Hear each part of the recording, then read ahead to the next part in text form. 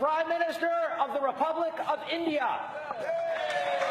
سخنرانی نخست وزیر هند در نشست مشترک کنگره امریکا با کف زدنها و به پای ایستادنها همراه شد. این مقام هندی درباره امنیت افغانستان نیز در اینجا گفته‌هایی داشت و هراس‌افکنی را بزرگترین چالش و تهدید برای افغانستان دانست.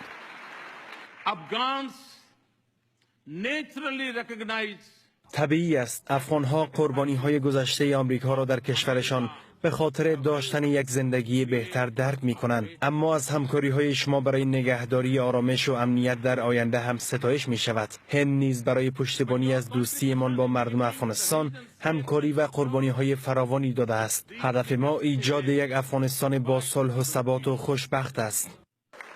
به باور آقای مودی تنها فشارهای استخباراتی و سیاسی برای سرکوب هراس‌افکنان بسنده نیستند. نیاز این است که همکاری‌های امنیتی من را افزایش دهیم. بر بنیاد این همکاری‌ها کسانی که به هراس‌افکنان پناه می‌دهند از آنان پشتیبانی می‌کنند و به آنان کمک می‌کنند باید منزوی شوند. همچنان سیاست ما باید میان هراس‌افکنان خوب و بد فرق نگذارد و دین را از هراس‌افکنی جدا سازد. اما گفته‌های نخست وزیر هند درباره افغانستان در کنگره امریکا به چه اندازه می‌تواند که بر سیاست‌های پاکستان در برابر گروه‌های هراس‌افکن اثر بگذارد؟ این پیام ایرا میرسانه که بر امریکا میگه که از سیاست دوگانه در قبال افغانستان و پاکستان باید خودداری بکنه و دقیقاً مشخص بسازه که کی بر حق است.